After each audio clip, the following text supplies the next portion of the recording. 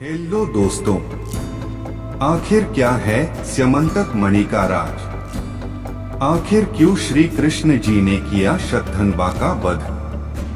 आइए हम इसकी कहानी सुनते हैं। श्री कृष्ण जी की एक पत्नी का नाम सत्यभामा था। सत्यभामा उज्जैन नगरी के राजा सत्राजित की पुत्री थी। राजा सत्राजित का एक पुत्र भी था जिसका नाम शतधन्वा था।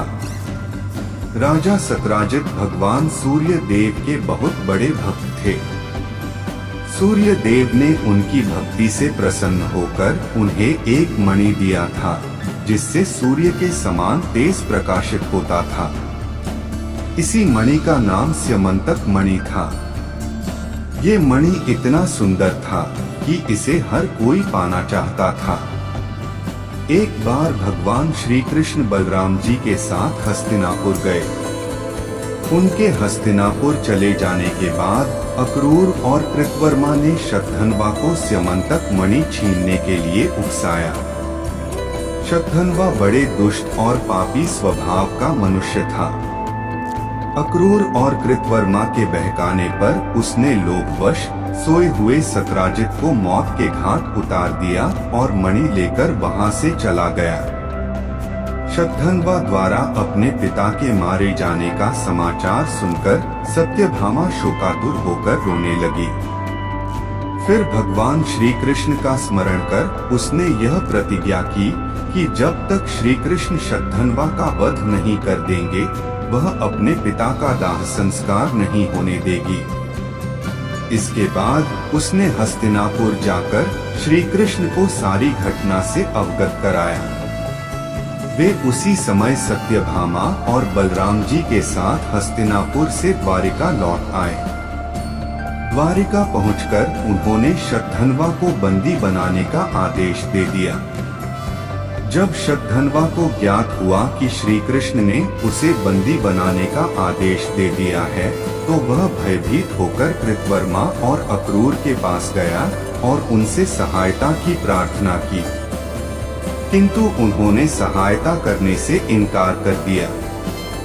तब उसने स्यमंतक मणि अक्रूर को सौंप दी और अश्व पर सवार होकर द्वारिका से भाग निकला। श्री कृष्ण और बलराम जी को उसके भागने की सूचना मिल चुकी थी, अतः उसका वध करने के लिए वे रथ पर सवार होकर उसका पीछा करने लगे। उन्हें पीछे आते देख शतधन्वा भयभीत होकर अश्व से कूद गया और पैदल ही घने वन की ओर दौड़ने लगा। तब श्री कृष्ण ने सुदर्शन चक्र से उसका मस्तक धड़ से अलग कर दिया। इस प्रकार दुष्ट शतधन्वा का वध कर उन्होंने सत्यभामा की प्रतिज्ञा पूर्ण की। शतधन्वा की मृत्यु का समाचार सुनकर कृतवर्मा और अक्रूर भयभीत होकर अपने परिवारों सहित द्वारिका से चले गए। श्री कृष्ण अक्रूर से बड़ा प्रेम करते थे। जब उन्हें अक्रूर के द्वारिका से जाने का समाचार मिला तो वे अत्यंत दुखी हो गए। उन्होंने उसी क्षण सैनिकों को आज्ञा दी कि वे अक्रूर जी को ससम्मान द्वारिका वापस ले आए। शीघ्र ही अक्रूर को ससम्मान द्वारिका लाया गया। उनका अतिथि सत्कार करने के बाद श्री कृष्ण प्रेम भरे स्वर में बोले, चाचा श्री, मैं पहले से ही जानता था कि शतधन्वा स्यमंतक मणि आपके पास छोड़ गया है, किंतु हमें उसकी आवश्यकता नहीं है। आप बड़े धर्मात्मा और दानी हैं, इसलिए उसे आप अपने ही पास रखें। उनकी बात सुनकर अक्रूर की आंखों से आंसू बह निकले। वे अपने अपराध की क्षमा मांगते हुए बोले, दयानिधान, आप परम दयालु और भक्त वत्सल हैं। मैं आपकी शरण में हूँ, आप मेरे अपराध को क्षमा करें। यह कहकर उन्होंने मणि उन्हें सौंप दी। तब भगवान श्री कृष्ण ने उन्हें गले से लगा लिया और वह मणि वापस उन्हें लौटा दी। अक्रूर जी ने तभी ये प्रण किया कि वे अब लालच से हमेशा दूर रहेंगे।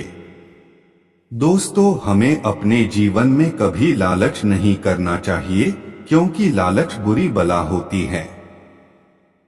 आप इसी तरह कहानी सुनते रहे, खुश रहे और हमारा चैनल जरूर सब्सक्राइब कर ले।